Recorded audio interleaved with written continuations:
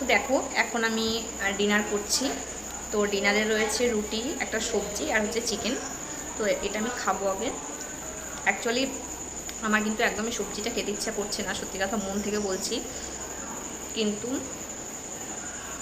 মানে মাছ মাংস আমি যাই খাই না কেন, সবজিটা খাওয়া কিন্তু সব থেকে উপকারী, মানে আর সবজিটা খাওয়া প্রচণ্ড দরকার। তো সেই কারণে আমি যদি মানে আমার খেতে নাও ইচ্ছা করে, আমি কিন্তু সবজি মানে নাক বন্ধ করে হলেও খাই, এটা হচ্ছে আমার নীতি। তো তোমরাও চেষ্টা করো সবজিটা খাওয়ার, অন্তত তোমরা মাছ মাংস যাই খাও না কেন সাথে করে সবজিটা অন্তত খাবে।